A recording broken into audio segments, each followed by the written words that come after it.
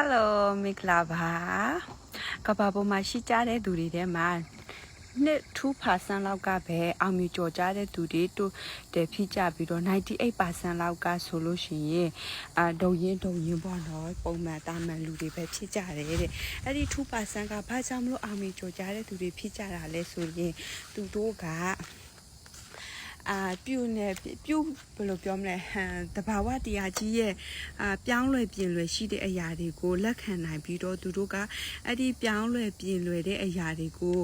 အဲ့ဒီပြောင်းလဲပြင်လွယ်မှုရှိတဲ့အရာတွေနောက်ကိုလိုက်နိုင်တဲ့သူတွေဖြစ်ကြတယ်ပေါ့နော်ဥပမာဆိုလို့ရှိရင်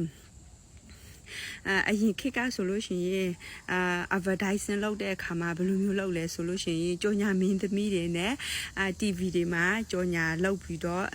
ကိုယ့်ရဲ့ကုန်ပစ္စည်းတွေကိုကြော်ညာကြတယ်အခုခေတ် social media ခေတ်ရောက်တဲ့အခါကျတော့အဲ့လိုမျိုးကြော်ညာတာထက် social media မှာကြော်ညာတဲ့အရာကပို့ပြီးတော့တွင်ကြဲဖြစ်လာကြတယ်ပေါ့နော်အဲ့လိုမျိုးအပြောင်းလဲလေးတွေကိုလိုက်နိုင်တဲ့သူကသာလေရင်အရှိမရောက်ပြီးတော့တိုးတက်အောင်မြင်တဲ့သူဖြစ်မှာဖြစ်တယ်ဒါကြောင့်မလို့သင်ကပြောင်းလဲပြင်လွယ်ရှိတဲ့သူတယောက်ဖြစ်ဖို့အတွက်လည်းအရေးကြီးတာဖြစ်တယ်အဲဒါကြောင့်မလို့ခေတ်နောက်ကျတဲ့ offline မှာပဲမနေခဲ့ပဲနဲ့ online အလုပ်ကလေးကိုလည်းသင်ကအသေးစိတ်လေ့လာကြည့်လို့ရတယ်ဆိုတဲ့အကြောင်းကိုပြောပြခြင်းနဲ့ online လုပ်ခြင်းအပြင်သင်နဲ့အတူတူသင်သွားလိရမှာတည်သွားလို့ရတာဖြစ်တယ်လို့သင်ကုန်ကြစည်ရဲ့အနေဆုံးနဲ့စီးပွားရေးတစ်ခုကိုတည်ထောင်နိုင်တဲ့အခွင့်အရေးကိုလည်းရှိလာမှာဖြစ်တယ်။တင်ဘက်ကဘယ်လိုပြောမလဲဆိုရင်တင်ဘက်ကလှုပ်ဆောင်ရမယ့်အရာတွေကတော့စူးစမ်းခြင်းစိတ်ရှိပြီးတော့တင်ယူလေ့လာခြင်းစိတ်ရှိပြီးတော့တင်တကယ်ပဲ financial freedom time freedom တွေကိုလိုချင်တဲ့သူဖြစ်ဖို့အတွက်လိုအပ်တာဖြစ်တယ်ဆိုတဲ့အကြောင်းကိုပြောချင်တယ်။တင်အနေနဲ့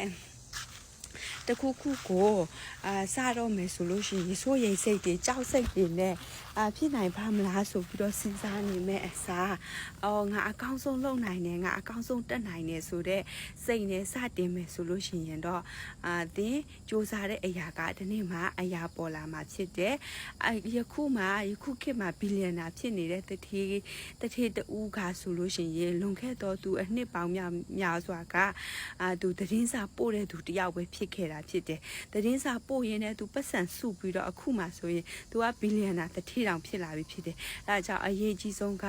တင်ကိုယ်တိုင်ကယခုဘဝကိုယုံထွက်ချင်ပြီးတော့ဒီထက်မကတင်ကတိုးတက်အောင်မြင်ချင်တဲ့သူဖြစ်ဖို့အတွက်လိုအပ်တာဖြစ်တယ်အဲ့လိုမျိုး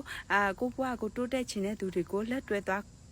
ခေါ်သွားပြီးဖို့ရှိပါတယ်။မို့ရဲ့ website မှာ register လုပ်ပါ